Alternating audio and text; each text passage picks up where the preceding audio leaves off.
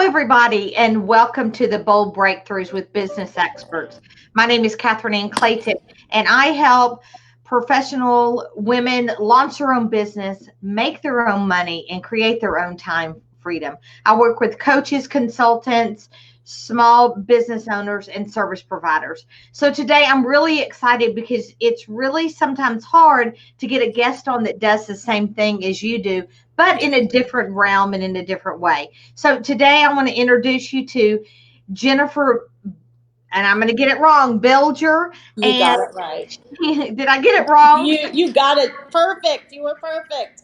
You Okay, did it I right. always get it wrong, even though we've talked and visited. But Jennifer, I'm going to let you just jump in here, talk to the audience out there, tell them who you are, what you do, and how you help people.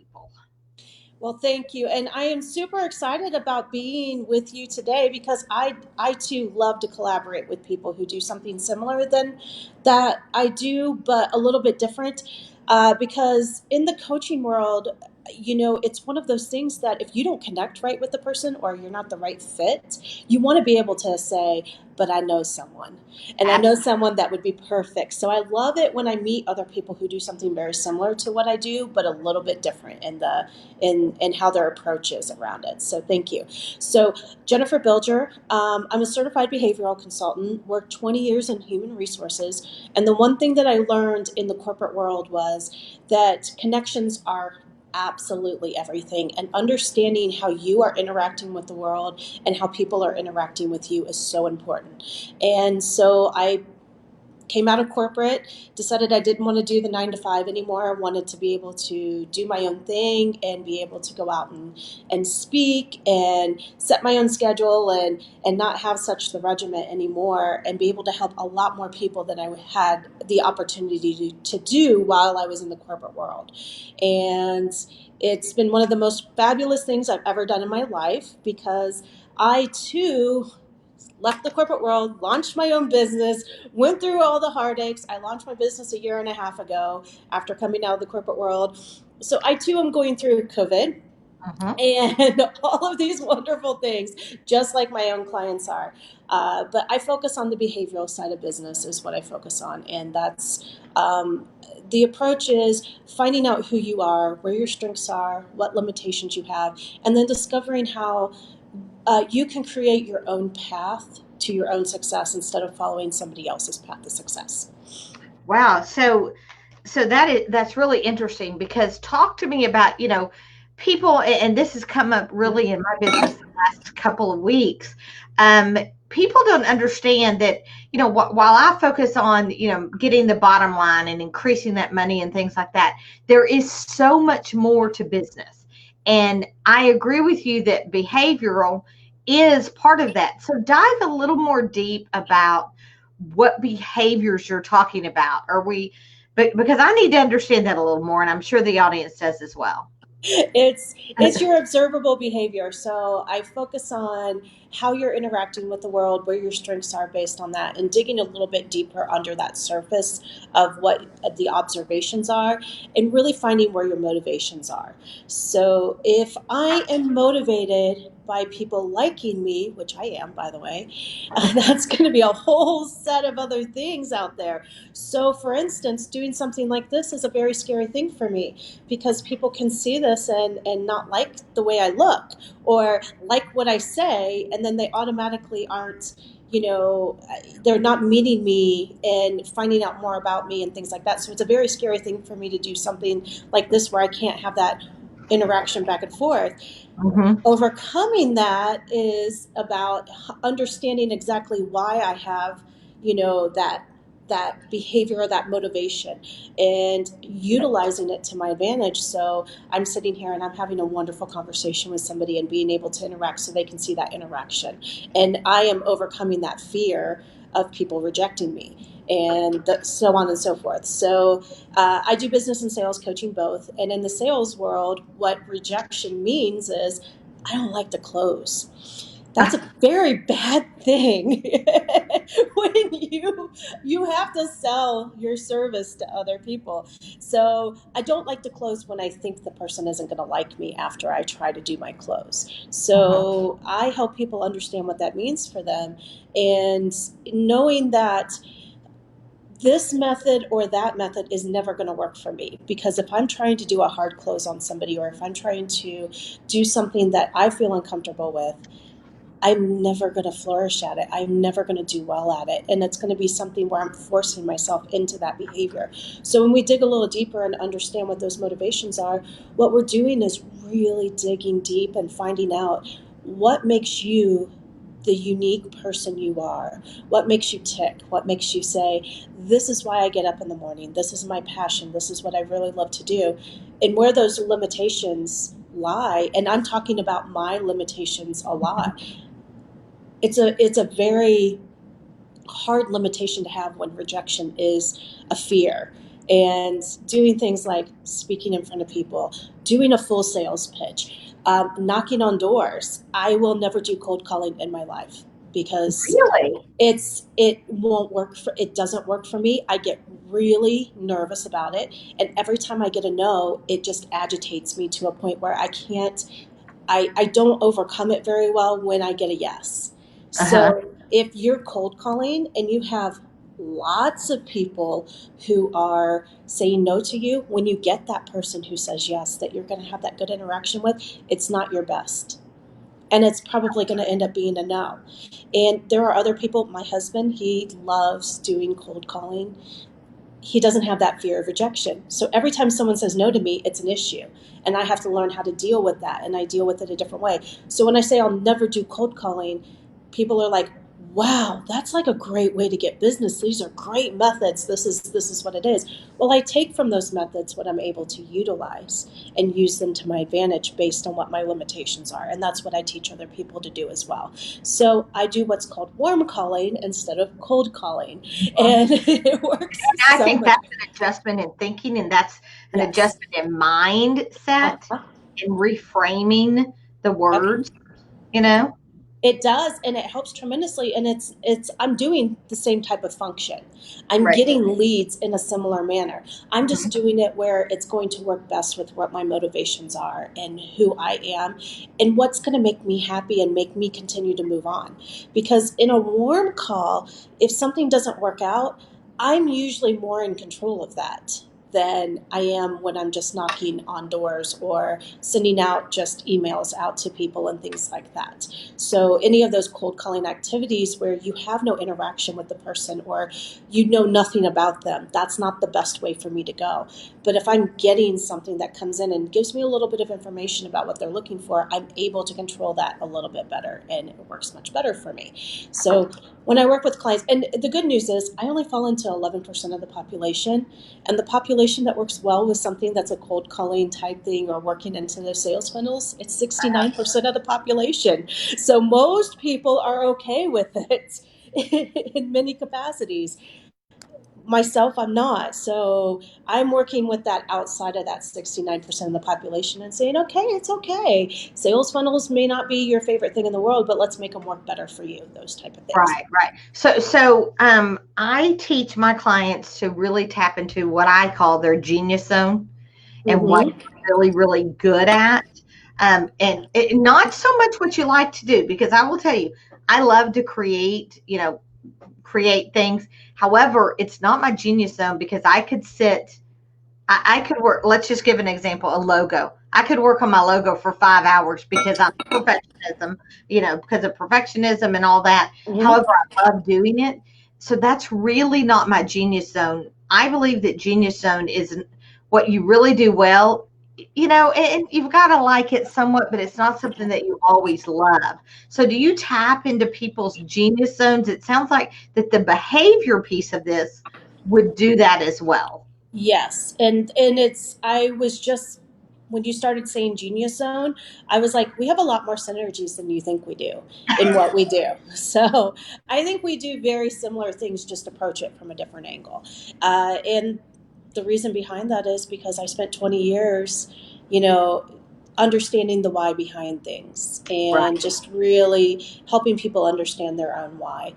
And going through it in that manner. But yes, the genius zone is very important and what you're great at and really where you excel. When we go through the whole entire profile, you really find out those things. We have a section called hidden motivators. And the hidden motivator section, it's called hidden motivators for a reason because people just really don't know it's there. So we tap into that and we help people utilize that. And just like I said earlier, even though I have a fear of rejection, I also know my great strength is how I connect with people, how I Right. very quickly build a rapport. So I focus on that when I meet people. Hmm. Tell me about yourself, that type of thing. Right, right. And I think that, the connection piece is really good. And I want to go back to what you said in the very beginning about being a connector.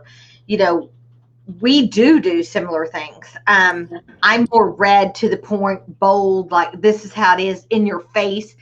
I really, from knowing you in the short time that I've known you, I don't see you really getting in their face. So there are people that I've talked to that I can remember a lady, it really in particular, I was in her face and I could tell she did not like that. However, she might be a great candidate for you. So I do think that the connection piece of this whole online marketing, speaking, getting new clients really helps. And when we as women decide that that other person is no longer a threat, but somebody that can help build us up, I think, talk to me a little bit about that. Do you think that that's really important for women to build each other up? Oh, absolutely. And I think that we women, in the sense of what they are most likely wanting to do and where they gravitate towards, is to build a tribe of strong people around them that can support them in many different ways. Women are very apt at understanding that this isn't my strong thing.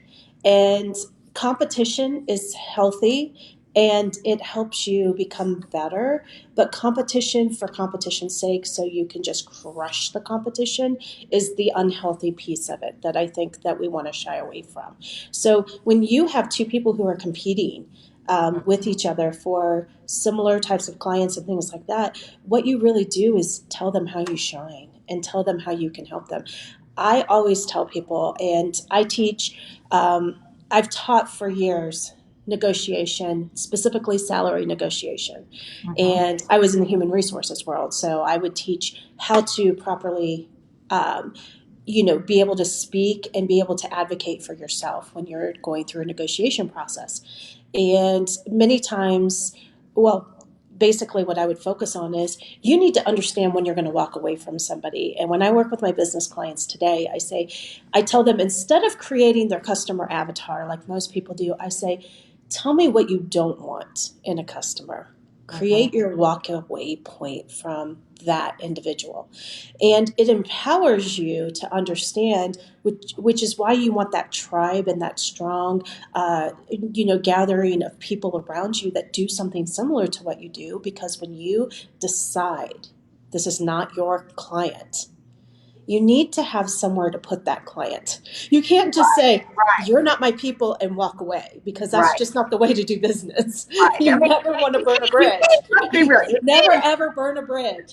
right. You But can do it, but you're burning bridges. You're right. yeah, and what I actually do is I help people cultivate what that walk away statement sounds like. I'm not really a person who's going to focus on building a great sales funnel for you. I'm a sales coach. I know that I should do things like that, but that's not my thing. My thing is helping you become a better connector and relating with your people and doing more of that relationship sales type focus.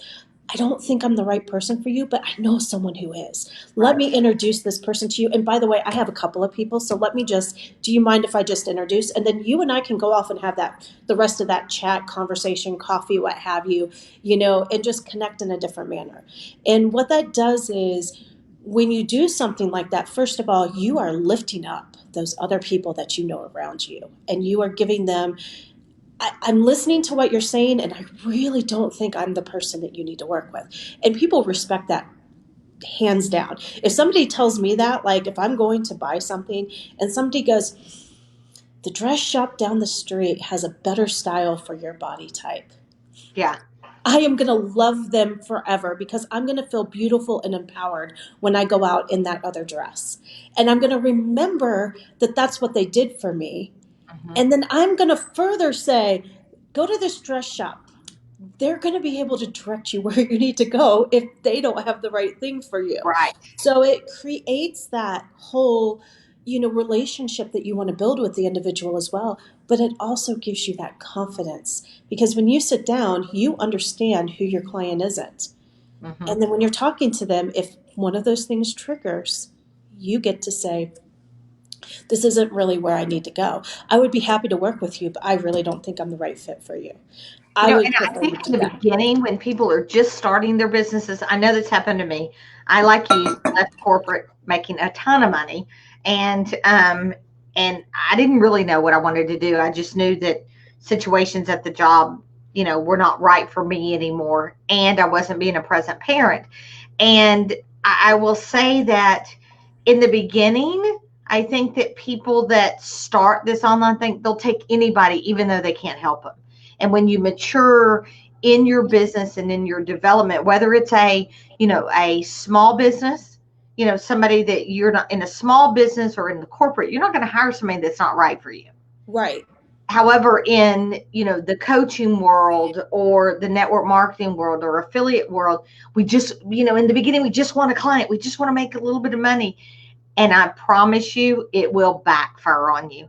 It's It happened. always does. It It always does. Isn't does. that crazy? And it's so funny. When I left the corporate world, because I was in human resources for 20 years, that's my expertise. That's my thing. And what I had to realize, I was leaving the corporate world for a very good reason. I just hadn't defined it yet. And Right. if you ask me 2 months before I decided to leave the corporate world, if you ask me what I did, you would have thought I was the most passionate person you had ever met about human resources. And I still love it dearly. It is one of my favorite things. And I love it when clients ask me human resources questions because that's my groove. That's my thing. And I loved it. What I didn't love was a very big piece of it, and that's the termination part of it. And Right. each time I had to terminate somebody, and understanding my whole entire profile now and knowing that rejection is a huge thing for me, every time I had to sit across the table from somebody and look in their eyes and know that I was doing something that this was the worst day of their life, it was taking pieces of me away. Right. But I would say things like to other people who would sit down in front of me, you'd be surprised how many people who you are a human resources person for will sit in your office and say, I don't want to work here anymore. I was always surprised that people did that, and they Yeah. always do. But that's that building that relationship that they trust you. And Right. it's just like, well, what do you want to do? And I would always give a piece of advice that was this: if you don't wake up every day saying, I get to, there's a problem. You shouldn't be waking up saying, I have to on a Oh, I regular love basis. that. I love And that. I so I get to have do to this. do I love this. that.